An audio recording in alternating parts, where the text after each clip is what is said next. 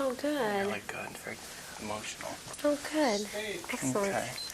We start off with you have done this. This was from stage. Yes. You were on the stage with Goldwyn. No, just Ron Rifkin and I are the only people from the original stage production, with the exception, of course, of the writer who wrote the play and the movie, and the director who directed the play and the movie. But Tony Goldwyn and Tim Hutton fit right in. They were lovely. They were great. When you came aboard at the beginning on the stage play, what drew you to the material? Well, I think just immediately, just very fundamentally, the script was just so strong and so beautiful, and really, I thought flawless virtually. It was a hard part for me for a long, long time, and I like that. I always respond well to things that seem difficult. So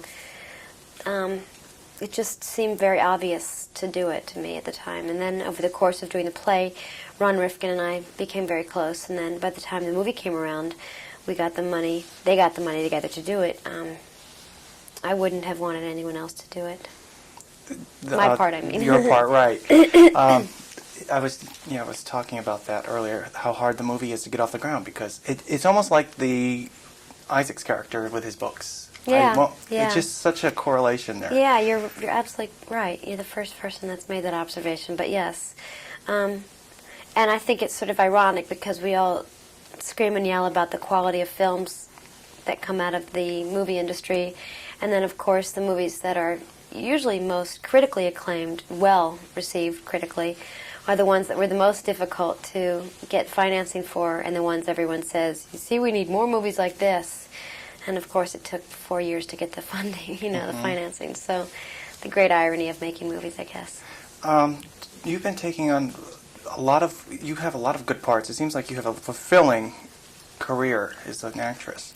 I think I feel fulfilled. I mean, I don't mean to suggest that the work is always good, but I certainly have had nice opportunities and have felt very fortunate about the diversity of the opportunity, and especially that I have been able to work in both theater and film has been, has made it financially possible to do both, and it's a very nice way of living. I'm very lucky.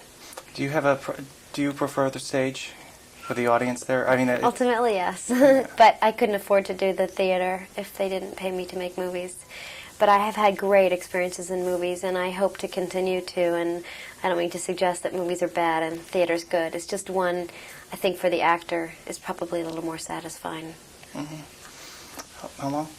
I just wanted to get into your character real quick. Sure. I love like you said, the writing is really good because the characters are grounded. They're not one-dimensional or two-dimensional. Yeah. Explain to me where your character comes from, her philosophies. Well, I think that probably the problem with her is she doesn't have a great philosophy, but I mean, I don't either. I think the thing about Sarah that could be compelling to an audience is that she is trying so hard to be so many things to so many people, which is, I think, what a lot of us suffer from.